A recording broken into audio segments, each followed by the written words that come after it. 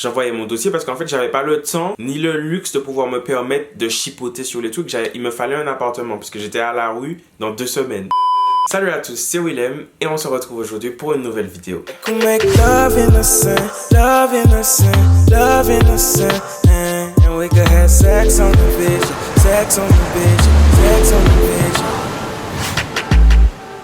Alors à chaque fois que je sors des story time, il y a plusieurs personnes qui me disent que vous aimez beaucoup ce format, que si j'ai d'autres histoires à vous raconter, de les raconter. Alors les gars, aujourd'hui je suis là pour vous raconter une nouvelle histoire. Et je pense que l'histoire que je vais vous raconter, ça peut aider beaucoup de personnes qui sont peut-être dans ma situation, qui vont être dans ma situation. Et du coup, écoutez bien tout ce qui va se passer parce que ça va vous permettre de ne pas faire les mêmes erreurs que moi. Prenez de quoi grignoter, prenez de quoi boire et appréciez à quel point j'ai été stupide. Alors avant de commencer cette vidéo, vous savez déjà, n'hésitez pas à me rejoindre sur les réseaux sociaux @officialwillem sur Twitter et Instagram, ainsi que sur ma page Facebook et cette chaîne YouTube en vous abonnant et activez la cloche de notification pour être notifié à chaque fois que je poste une nouvelle vidéo. Je vous rappelle également que mon album Bloom est disponible sur toutes les plateformes de streaming et de téléchargement légal, ainsi qu'en version dédicacée sur mon site willemmusic.com. Donc comme vous l'avez vu dans le titre de la vidéo, je vais vous parler de la fois où j'ai failli du coup me faire arnaquer pour une arnaque au logement. Et vous allez voir que les gens sont forts, les gens sont malhonnêtes, les gens sont fourbes. Et que malheureusement, il y a beaucoup de personnes qui sont tombées dans le panneau. Donc, il y a eu beaucoup de victimes. J'ai eu la chance de m'en rendre compte juste avant qu'il ne soit trop tard, mais j'aurais pu être une victime. Donc, pour resituer un petit peu le contexte, tout se passe il y a environ 1 an et demi. Donc, c'est une période de ma vie où je termine mes études. Donc, j'étais en licence à Nancy et on était au mois d'août. Donc, il faut savoir que le mois d'août 2019, c'est un mois qui a été genre vraiment chaud pour moi. C'était vraiment compliqué parce que j'ai eu plein de choses qui se sont accumulées en même temps. Je passais les vacances avec ma famille, donc je faisais des allers-retours entre Nancy et Paris, Nancy-Paris, Nancy-Paris. En même temps, je devais préparer mon oral pour la licence, pour obtenir mon diplôme. Donc j'avais un oral à préparer. J'avais mon rapport de stage à préparer et j'étais dans un stage de community management et de création de contenu sur les réseaux sociaux. J'avais 20 vidéos à monter. Donc pour ceux qui font un peu du montage, vous voyez déjà combien de temps ça prend pour faire un montage de vidéo. Moi j'en avais 20. Donc à tout ce que je dois déjà faire, je dois ajouter 20 montages de vidéos. Et comme si tout ça n'était pas déjà assez, je devais trouver un appartement. Parce qu'en fait je logeais au Crous. Donc vous savez, le Crous c'est des résidences universitaires. Et en fait pour garder ton logement au Crous, chaque année tu es censé faire une demande pour garder ton logement. Sauf que moi, à partir de septembre 2019, je ne serai plus étudiant. Ma licence se terminait en août 2019 avec mon oral. Et après l'oral, je suis plus étudiant. Donc, je peux plus prétendre à un logement dans une résidence du Crous. Ce qui fait qu'à la fin du mois d'août 2019, j'étais à la rue.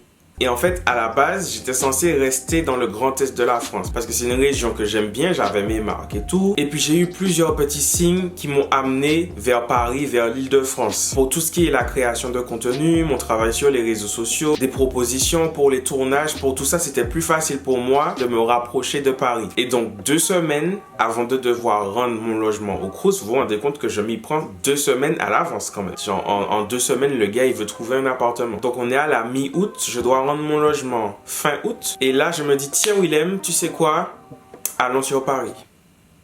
Et donc je commence à chercher des offres de logement sur Paris, des annonces. Je vois que c'est cher, je vois que c'est petit. Je me dis pas grave Willem, tu sais pourquoi tu vas là-bas. Cherche à fond, concentre-toi et tu vas trouver le bon truc qui te convient. Pendant plusieurs jours, pendant que je prépare mon rapport, que je fais mes montages et tout, je suis là en train d'envoyer des dossiers partout, des annonces. Toute la journée, je cherche des annonces. Le Bon Coin, seloger.com. J'ai cherché des annonces partout sur Facebook. Toutes les annonces qui me plaisaient un petit peu, j'envoyais mon dossier. Je faisais vraiment pas le compliqué. Dès que ça me plaisait un tout petit peu ou que je voyais que ça pouvait me correspondre, j'envoyais mon dossier parce qu'en fait, j'avais pas le temps ni le luxe de pouvoir me permettre de chipoter sur les trucs. Il me fallait un appartement parce que j'étais à la rue dans 2 semaines. Donc comme je vous expliquais, à ce moment-là, j'étais aussi en vacances avec ma famille et du coup, on faisait des allers-retours entre Nancy et Paris. Donc à ce moment-là, on est allé à Paris et moi, pareil, que ce soit à Nancy, à Paris, moi, je continue à chercher des logements. Je cherche des logements, j'ai pas de réponse. 1 jour passe, pas de réponse. 2 jours passent, pas de réponse. 3 jours passent, pas de réponse. Les seules réponses que j'ai, ce sont des réponses négatives. Et puis je finis par tomber sur 2 annonces qui me plaisent bien. Donc la première annonce, c'est une annonce à Poissy, donc Poissy en région parisienne. parisienne. C'était un logement de 30 mètres carrés, 2 pièces. Donc je pouvais avoir ma petite chambre et tout. Je vois qu'il y avait une cuisine équipée. Je me suis dit c'est génial. En plus c'est à Poissy.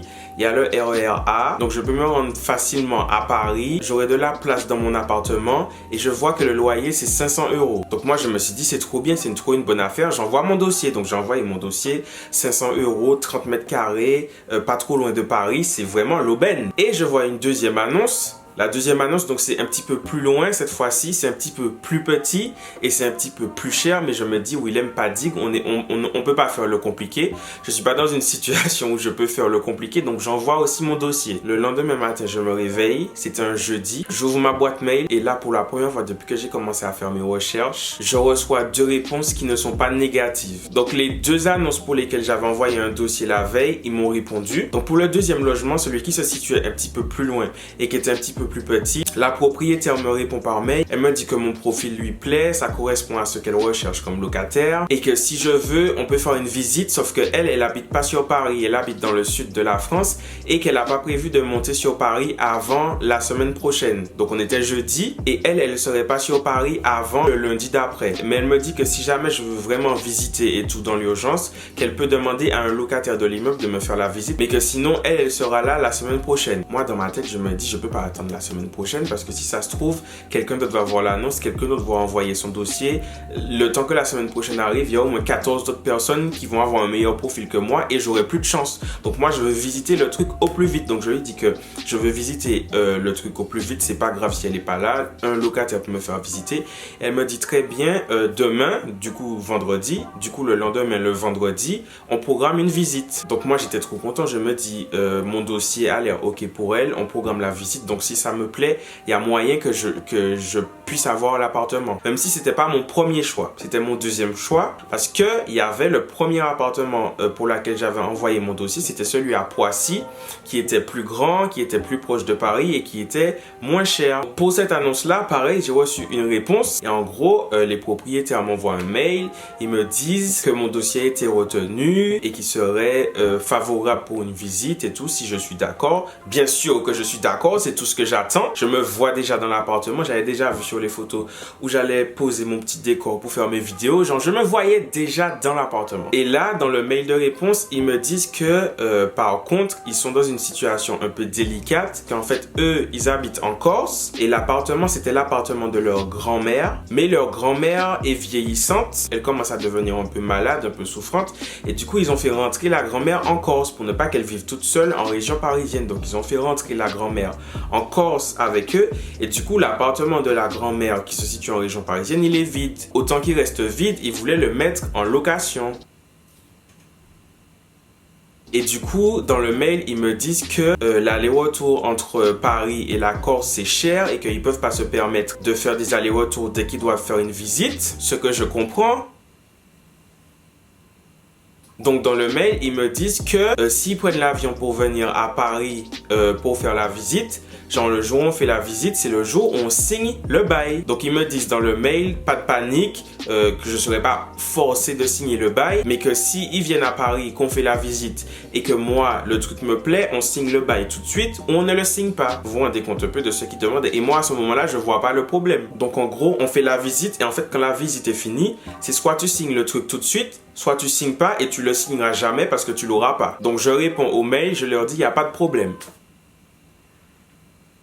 Donc je leur dis, il n'y a pas de problème, quand est-ce qu'on peut programmer une visite? Parce que pareil, je voulais programmer une visite au plus vite pour être sûr que j'ai cet appartement-là. Donc la journée du jeudi passe, je vais me coucher et je me réveille le lendemain, le vendredi. Donc la première chose que je fais quand je me réveille, j'ouvre ma boîte mail pour voir si les gens de l'appartement à Poissy m'ont répondu. J'ouvre ma boîte mail, je vois que j'ai pas de réponse. Toutes les 15 minutes, je rafraîchis ma boîte de réception, je reçois pas de réponse. Et je me dis, mais les gars, s'il vous plaît, répondez-moi parce que, ok, j'ai la visite de l'autre appartement plus tard, mais moi, c'est celui-là que je veux vraiment. Je veux vraiment celui-là. Donc la matinée passe et j'ai toujours pas de mail de ces gens-là. Donc vient l'heure pour que j'aille visiter le deuxième logement, donc celui qui me plaît un petit peu moins. Donc je prends les transports en commun et tout et j'arrive dans la ville. Et quand j'arrive dans la ville, alors moi je suis un gars qui est très sensible aux énergies. Genre quand tu arrives dans un endroit, comment l'endroit te fait te sentir? Est-ce que tu te sens bien? Moi je fais très attention à ça parce que c'est important pour moi. Et quand j'arrive dans cette ville, je me suis senti vraiment bien. Je me suis senti genre bien. Et là, je me dis, ah, peut-être que finalement, il y a moyen. Donc, je me dirige vers l'appartement et tout. Je rejoins le locataire qui va me faire la visite. Il m'explique un petit peu comment fonctionne l'immeuble. Quand je rentre dans le logement, je me sens bien. C'est aéré, c'est lumineux, c'est propre. Il y a des choses qui ont été rénovées. Donc, je me sens vraiment à l'aise. Et finalement, ce logement-là que je sentais pas trop de base, ben, il me plaît bien. Mais je garde quand même en tête le logement qui est à Poissy. Parce que le logement qui est à Poissy, il est plus grand, il est plus proche de Paris et il est moins cher. Donc, on continue la visite avec le gars et il me dit que il y a une autre visite qui est prévue plus tard, mais c'est avec un couple. Moi, quand il m'a dit ça, j'ai rien dit, mais dans ma tête, je me suis dit, il faut pas que je tarde pour me positionner. Si j'attends pour me positionner, d'autres personnes auront le temps de se positionner et le truc va passer sous mon nez. Donc, si je veux le truc, il faut que je me positionne aujourd'hui. Donc, je quitte le logement et tout et je rentre à l'hôtel sur lequel on était à Paris. Donc, dès que j'arrive à l'hôtel, vous savez déjà, j'ouvre mon ordinateur, je check ma boîte mail et je cherche à voir si j'ai reçu une réponse des gens de l'appartement de Poissy. Toujours pas de réponse.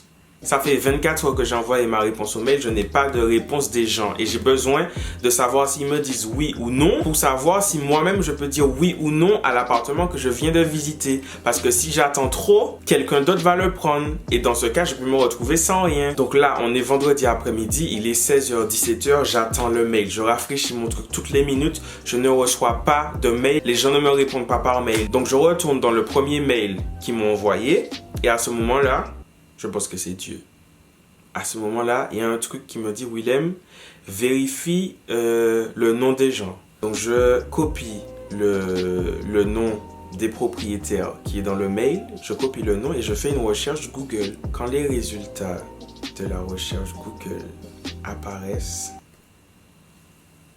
arnaque, arnaque, arnaque, attention, arnaque au logement, attention, victime, arnaque, arnaque, attention, arnaque au logement.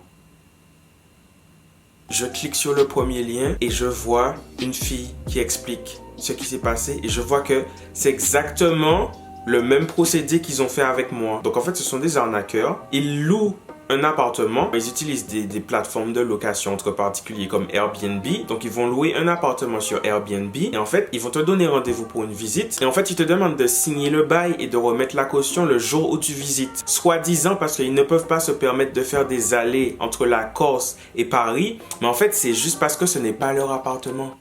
Ce n'est pas leur appartement, c'est l'appartement de quelqu'un d'autre. Ils louent l'appartement pour une petite durée sur Airbnb. Ils te font venir dans l'appartement comme si l'appartement c'est à eux. Ils te font visiter et tout, normal. Donc toi, tu penses pas que c'est une arnaque parce que tu rentres dans un appartement qui ressemble à l'appartement que tu as vu sur les photos. Donc en plus, quand tu rentres, tu te dis, ah mais c'est ce que j'ai vu sur les photos, donc c'est pas une arnaque.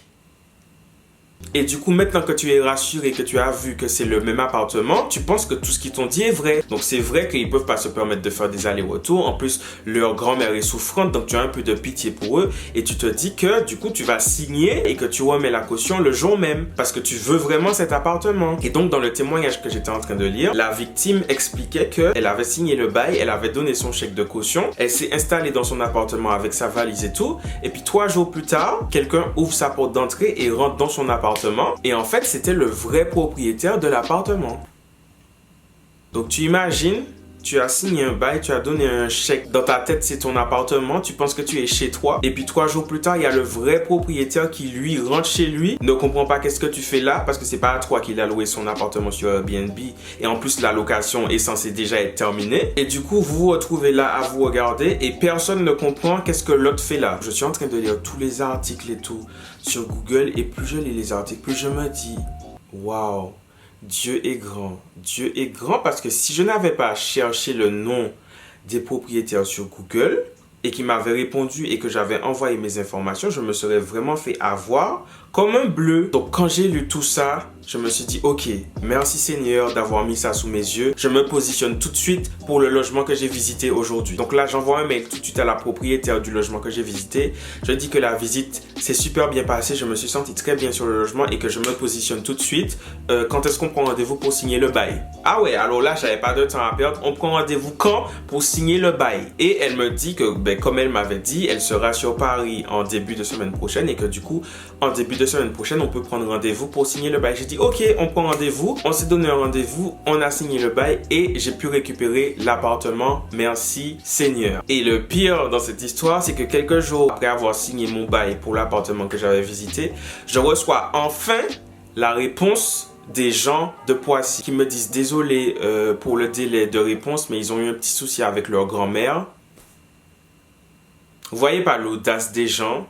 Vous voyez pas l'audace des gens? Donc ils me disent désolé, ils ont eu un petit souci avec leur grand-mère, mais qu'ils peuvent toujours programmer la visite et de leur donner une date pour qu'ils puissent prendre leur billet pour venir sur Paris. Donc j'ai lu le mail et j'ai bloqué leur adresse email. Bref, cette histoire est terminée. Morale de l'histoire, ne vous précipitez pas. Pour les trucs importants, les démarches importantes, ne vous précipitez pas les gars, ne faites pas comme moi. Moi j'ai retenu la leçon. Prenez-vous à l'avance, n'attendez pas 2 semaines. On ne cherche pas un logement en 2 semaines. Faites bien vos recherches. N'ayez pas peur de poser des questions. Posez des questions aux propriétaires. Faites des recherches sur leur nom. Vous devez savoir à qui vous avez affaire parce qu'il y a trop d'arnaqueurs dans ce milieu. Il y a trop d'arnaqueurs. Il y a trop de gens malhonnêtes. Et moi je suis trop arrivé en mode toutes les annonces qu'il y a, ce sont des vraies annonces. Mais parmi toutes les annonces que vous allez trouver, une bonne partie de ces annonces, malheureusement, seront des arnaques. Donc les gars, soyez prudents, ne faites pas comme moi, faites attention et puis bonne chance.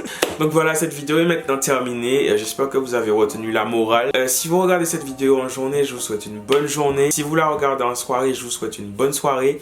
Et je vous dis à très bientôt pour une prochaine vidéo. La vidéo que tu étais en train de regarder est terminée, mais c'est pas grave parce que tu peux toujours regarder celle-là. Tu peux aussi écouter mon album juste ici. Et tu peux t'abonner juste là.